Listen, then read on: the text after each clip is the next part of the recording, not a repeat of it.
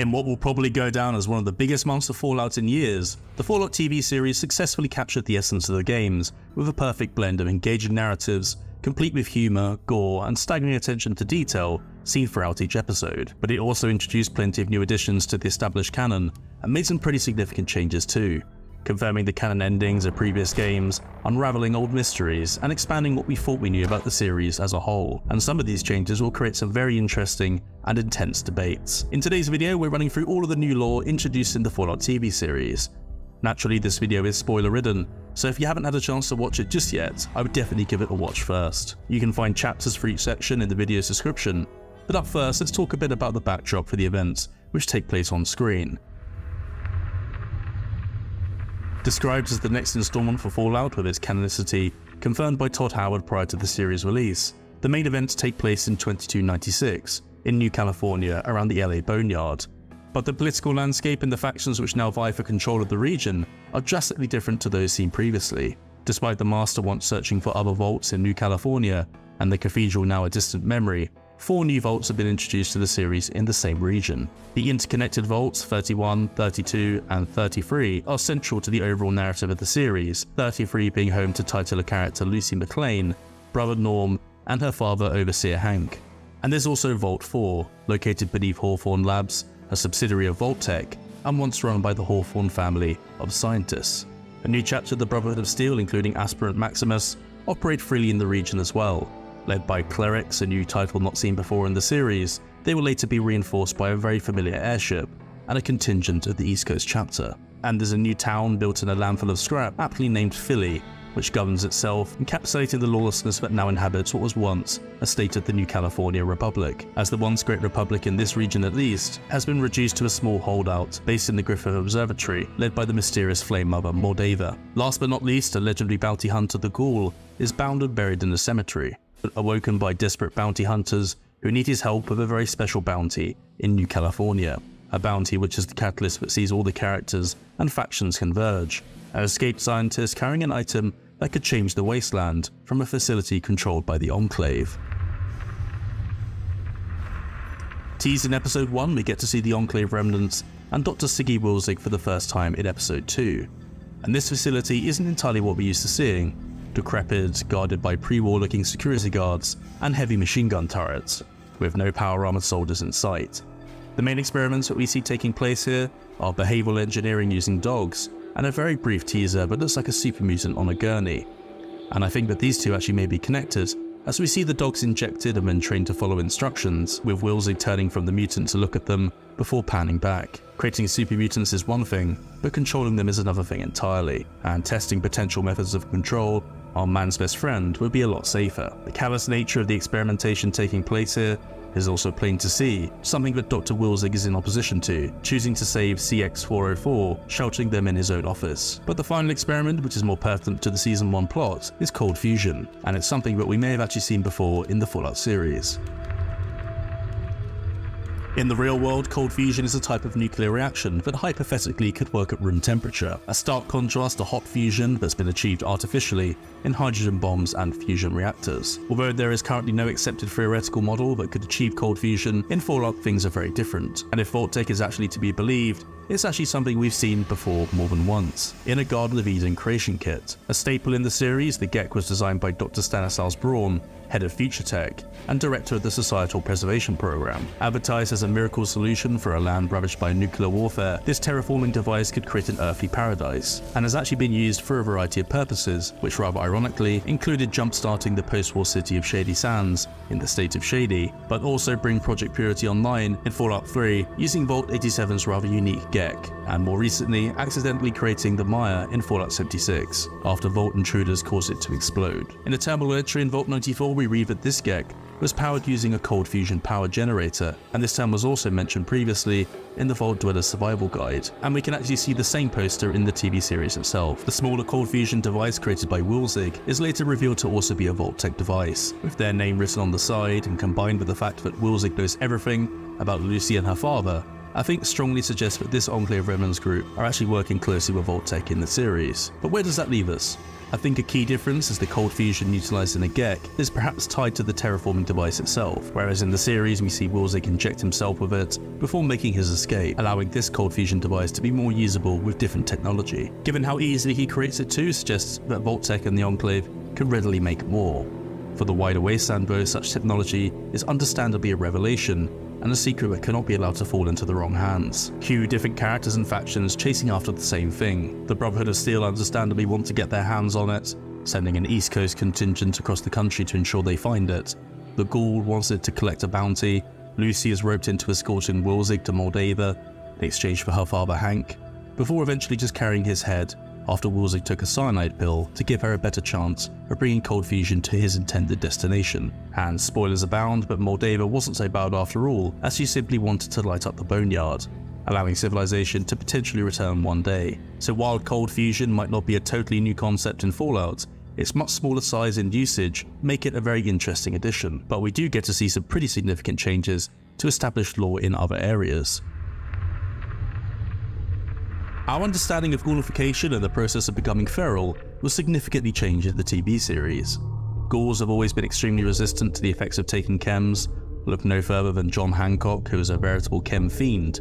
What's really interesting though is Hancock actually became a ghoul by taking an experimental radioactive drug that he described as producing a remarkable high, knowing full well it would result in his ghoulification. The Squire Thaddeus in the TV series might have also taken this same drug in an attempt to stave off the pain from his foot injury. But the importance of chems to stave off going feral was new, and it actually seems to be tied to chems sharpening the mind, making it easier to remember who they are. In the series, two less fortunate ghouls spend their last moments trying to desperately remember their names and identities. For Roger, used up vials of various chems weren't enough, but Cooper Howard recovers drastically after his binge in the Super Duper Mart. Gradually becoming feral has also been explored before. In the Nuka World DLC in Fallout 4, the ghoulified survivors living in Kiddie Kingdom would eventually deteriorate until only Oswald the Outrageous and Rachel Watkins were left, the latter leaving to find a cure before feeling the change coming herself, choosing to end things on her own terms. Something else that is the same is the pre-existing inconsistencies around ghouls needing food, water or air to survive. Billy, the child ghoul trapped in a fridge for 210 years,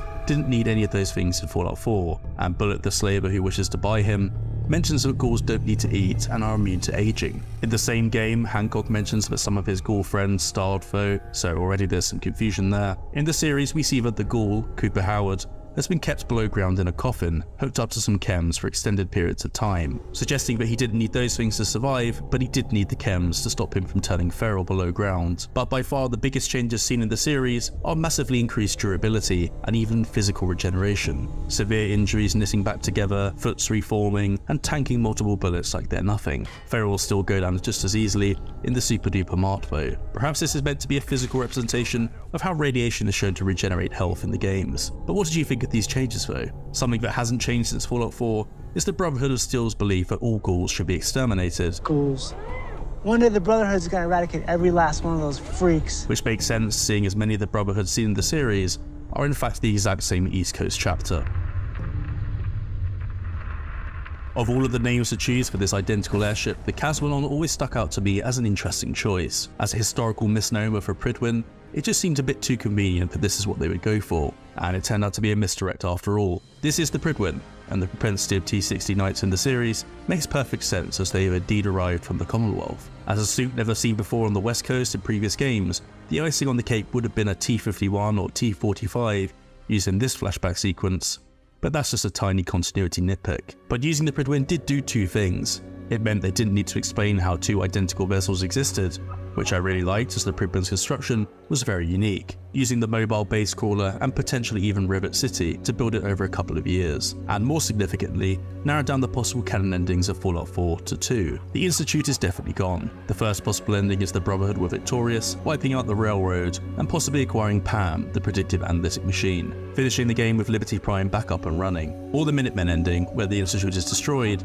but no other major faction quest completed, leaving the other factions alive, albeit surprised. It's quite possible after the events of the game though with this ending, that the Brotherhood could have still got Liberty Prime back up online and wiped out the railroad afterwards. I was really pleased with this decision, as sending a force across the country to acquire technology considered dangerous in the wrong hands is totally in keeping with the elder Maxim we know. Despite their familiarity, the TV series Brotherhood is also unfamiliar. The group Maximus is a member of use different titles to the ones we're familiar with. Knights now use squires to carry their gear and wear new uniforms. For the first time in the setting, we see clerics, who seem to fill the role of scribes from previous titles, which include the no-nonsense cleric Felix and elder cleric Quintus. Quintus mentions the Commonwealth too, stating that the orders to track down Wilzig come from the highest clerics in the East Coast chapter. It's quite possible then that Maxim might have instituted this change himself. His chapter did use new titles in Fallout 4 after all, with Lancer Captain, Proctor, and Archivist, all new ones. Clearly the quasi-religious aspect of the Brotherhood is also definitely back. Metallic monks indeed. Moving on, let's talk about the new T-60s. The visors open up now, and they have arm-mounted jetpacks reminiscent of characters like Iron Man, a big shift from how jetpacks have been depicted so far in the series. It's a pretty big change that needs some getting used to, and I would have liked to see more superhero landings like we saw in Fallout 4. Jumping directly out of a vertibird gave the suits a real presence, which is lost a bit in some scenes. We'll talk more about the Brotherhood in the final chapter in today's video, as the series ending definitely leaves them in an interesting position. When we talk about major changes to existing factions, one stands above the rest. In what will no doubt be the most contentious narrative decision for many in the series is the apparent sunsetting of one of Fallout's resident superpowers. Once comprised of 5 contiguous states spanning much of the West Coast, the NCR appears to be no more. Now it should be said that breadcrumbs portending the eventual collapse of the NCR were sprinkled throughout Fallout New Vegas, overextended during their conflict with the Legion, a bitter war with the Brotherhood of Steel, internal corruption, political and economic pressure from the Brahmin barons, and perhaps most severely, impending crippling food shortages as a result of population growth, something that might have been warded off with the expansion and acquisition of new territory. But the biggest change, which is definitely a retcon from previous games, is the decision to move the capital Shady Sands from the northernmost edge of the state of Shady, a very great distance, to the LA Boneyard. Geographically, this is significant for many reasons. The NCR's founder, Aradesh, originated from Vault 15, and used a Gek to help jumpstart the community from nothing, practically in the middle of nothing. Completely self-sufficient, it grew immensely over time, with its old buildings replaced, but its greatest resources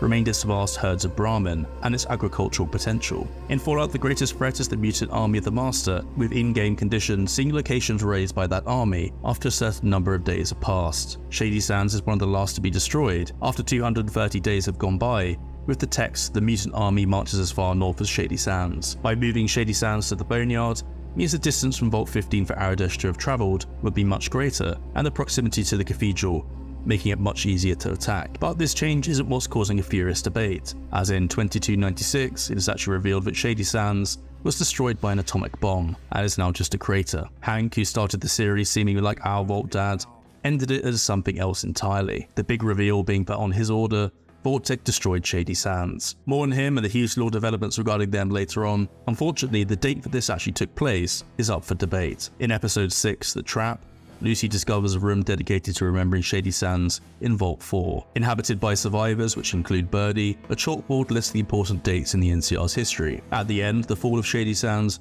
is dated to 2277, with an arrow extending to a mushroom cloud. If the city was destroyed in 2277, then this would be a continuity error, with events in Fallout New Vegas taking place in 2281. Shady Sands being referenced multiple times as still existing, its politicians still based there. But if this image is suggesting that the fall actually began in 2277, which could perhaps be a reference to the first Battle of Hoover Dam, which was also the same year, then it's possible that the event took place later, perhaps even in 2281, similar to what could have happened in some of the Lonesome Road endings. I haven't been able to find definitive evidence for either date, but there are 2 details I found which I think actually do suggest that sadly this is a pretty big continuity error after all. Vault 33 suffered from a great plague that caused everyone to quarantine in 2277, and one of the dwellers affected by this was Rose McLean, who at the time Lucy and Norm believed died as a result. Quarantining the vault would have been the perfect cover for Hank and Betty, who actually says that she helped Hank bury his wife, and that's their plan to wipe out Shady Sands. The second detail, which is definitely still speculative, is characters' ages at the time.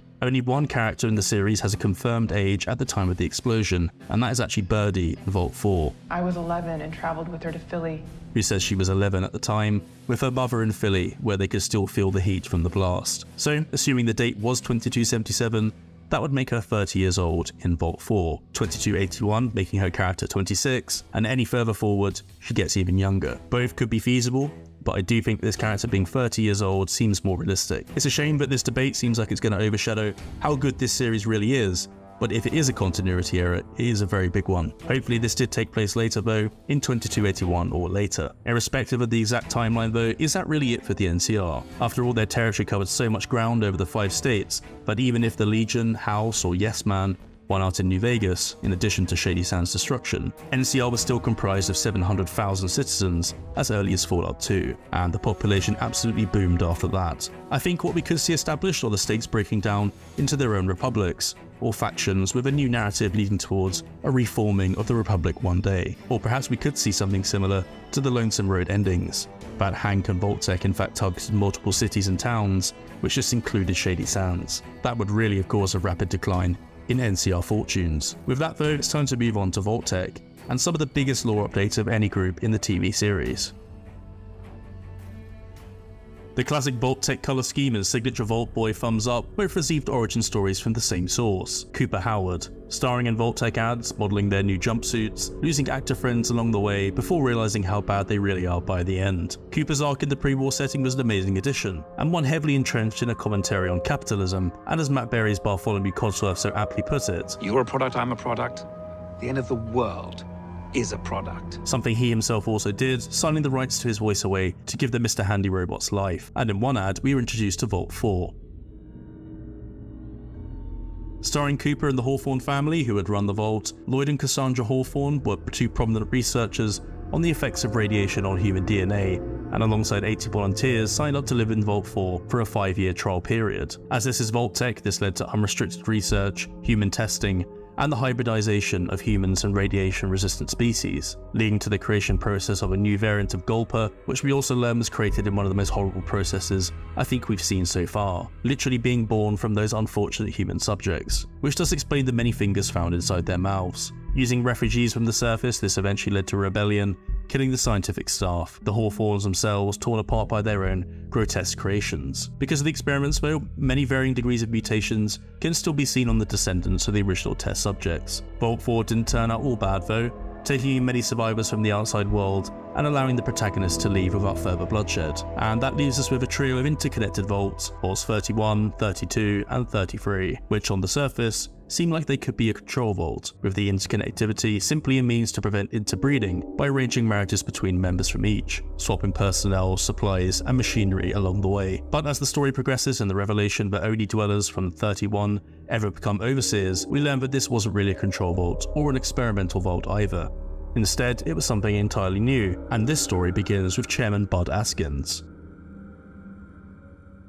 First seen in episode 6, Bud is introduced as a former West-Tec employee once in control of the rollout of T-45 suits to the Alaskan front. During their initial exchange, it's revealed that Cooper actually fought in Anchorage, with Bud making light of the T-45's flaws, angering him greatly. Something we actually discovered later included a weak point beneath the chest plate, which the Ghoul exploits against the Brotherhood. Clearly the T-60 didn't fix this problem either. Now at Vault-Tec and specialising in human resource research and development, he believed he knew the way to win against the competition in the great game of capitalism. About a month ago I posted a video on the channel discussing the great game we knew, a bitter rivalry between Desmond Lockhart, a pre-war British Ghoul, and Professor Calvert, a former government scientist preserved as a brain in a jar. In the video we theorise over who the other players may be, including characters like the Think Tank, Brawn, and possibly even other high-ranking members of Vault-Tec. The only problem is the actual identities of the people running the show pre-war have always remained a bit of a mystery, until now. With the introduction of Bud's Buds, Vault-Tec have gone from having one named high-ranking member cheating death to, well, pretty much all of them. Bud Askins, akin to the Think Tank and Calvert, is now the brain on a Roomba, and his Buds? A well-trained staff of highly supervised junior executives from his assistant training program, cryogenically frozen in Vault 31 to be released at different intervals to become overseers of Vault 32 and 33, using an intermarriage and inter-vault trade ruse to ensure Vault 31 received any items it needed and to enable the defrosted Buds to join the others and accomplish Bud's directive, which was most importantly breeding to create a selection of super managers, which of course includes Hank and Betty, who we see pre-war and post-war, and even Steph too. We do get a look at a partial manifest of activated and dormant personnel. George Yaffe is mentioned as being the overseer from 2121 to 2125, and is someone we actually saw much earlier, in the initial meeting with Cooper in Hollywood. But the others, nothing jumps out to me currently. Hopefully there are some nice Easter eggs buried within these names though, but the biggest reveal is still yet to come. In one of my favourite scenes in the finale, we get to see the culmination of Bud Askin's story arc, time management. In a boardroom headed by Vault-Tec, we see the beginning of their collaboration with representatives of Fallout's other worst companies and organisations. Leon von Felden of West-Tec, who would later meet his end in the Mariposa Rebellion, Julia Masters of Repcon, whose sticky fingers would steal trade secrets from the company she represented, Mr. House of Robco, who of course we all know too well, and Frederick Sinclair of the Big MT, which is actually a second retcon, as Sinclair was originally depicted looking like this, dead money, but now looks like this. Not only that, but he's gone from being a client of Big Mountain to officially representing them. There was a very nice tie-in though, with House quipping, "Freddy boy, only you could lose money on a casino." The big takeaways from this discussion mostly come from Barb, Cooper's ex-wife, shattering Cooper's belief in her as he listens in. May the best idea win, with the other vaults offered up to the corporations to do with them as they will. We got a quick look at a map of the vaults in this scene that I will be fully analysing at a later date. Some small takeaways seem to be a currently undiscovered vault in Appalachia, which is perhaps in the Cranberry Bog, and off the coast of Boston, what is most likely the unfinished underwater vault we never got to see. In keeping with his character, House doesn't offer up any evil ideas for an experiment, focusing more on their prospective investment, asking how Vault-Tec can guarantee their investment pays off with peace talks already in progress. And the answer? We will drop the bomb ourselves, confirming one of the longest running theories over who started the war, that it was actually Vault-Tec the entire time, wiping the slate clean to one day rule in a world without war, and without anyone left on the surface. Something Overseer Hank McClane ended up doing again. Many years later, after discovering water was being siphoned away from the vault, Rose McClane, wife of Hank and mother of Lucy and Norm, left Vault 33 after confirming that life had indeed returned to the surface, and her husband had lied. Moving to Shady Sands but pursued by Hank, he decided to take his children back and consign the city to its fate, Rose becoming a feral ghoul as a result. What Vault-Tec's willingness to wipe the slate clean more than once could be easily rationalised too with cold fusion technology. If it was indeed also used in a GEC, then the landscape could be transformed at will, and in a more readily available format, like we see in the series, could be used to power whatever they like. I do think the mention of Eden during this exchange between Barb and Cooper was also no coincidence. Perhaps Vault-Tec never intended to wait out the radiation, rather wait for the radiation to kill off everyone above ground, before transforming the wasteland into a Garden of Eden for themselves, dropping more nukes to move that process along when needed. Final scene in the series, with all characters finally converging at once, ends with the ghoul asking Hank this question: "Where is my family?" Something he refuses to answer before escaping. Left open-ended with more than enough unanswered questions and unfinished storylines, it's time to talk a bit about all the potential teasers for a season 2. Despite Mordava succeeding to bring the entire city's power back online at the end of the series, she ultimately dies of her injuries, challenging Maximus to think about what the Brotherhood could do with such power, something we already have a steer on, as they used the beryllium agitator to power up Liberty Prime. An explanation for how Mordava survived the war was never really shown, and is certainly something I would love to see explained. Maximus is falsely praised for killing her, with the victorious Brotherhood of Steel now in possession of cold fusion, and this NCR holdout defeated. The biggest narrative to continue in a season 2 will certainly be the search for Hank. After escaping, the Ghoul still needs answers about where his family is located, and Lucy is convinced to join him with "Come Meet Your Makers." Hank, it transpires, has travelled to the Mojave, the season ending with a shot of the Lucky 38 rising into the sky. Any events which take place here will presumably confirm which New Vegas ending was canon, and if I had to speculate, given his appearance in the same episode, Mr. House might be that choice. Which other Vault-Tec characters or Enclave characters might we see though? Wilzig's escape from the facility was the only definable moment in their appearance. The location, ultimate goals, and relative strength of that Enclave holdout remain a bit of a mystery for now, although of course they did tease that super mutant. For Vault-Tec's characters, Hank is the obvious choice, but surely meeting his pre-war boss, and Cooper's ex-wife Barb could also be on the cards. And we also don't really know what happened to his daughter either. Interestingly, there is a moment during the boardroom exchange where we see Barb stop, glance at her Pip-Boy, before looking up at the gallery, where we can see silhouetted figures watching, and behind them, a figure barely illuminated. It's only after this where her impactful monologue begins, and the inference for me at least is whoever this figure is perhaps the most important cog of all. Definitely get your theories about who that could be in the comments. Time to collect my thoughts though as we wrap this video up. Overall, this series did blow me away. I was expecting it to be decent, particularly after the glowing reviews, but I was surprised by how engaging each storyline ended up being. Even Norm's side quest of discovering the truth alongside unwilling accomplice Chet managed to keep up with the other main narratives. The attention to detail, humour and gore were all very familiar from playing the games, and the big twists and turns didn't disappoint. The series also simultaneously seemed like it could still be an enjoyable watch for someone who hasn't played them either. All of that being said, some of these colossal lore decisions were definitely surprising, particularly in the case of the NCR, Voltec starting the Great War, and the Enclave still knocking about in this region. None of that detracts from my overall enjoyment of the series though, but I would love to know what you think, so definitely let me know in the comments and let's get a discussion going. If you enjoyed this particular video, please consider subscribing to help the channel grow. We'll have plenty more follow-up videos releasing very soon, so turning on the bell icon is definitely the best way to stay up to date. With that said though, I'm off, thank you for watching and we'll see you in the next one.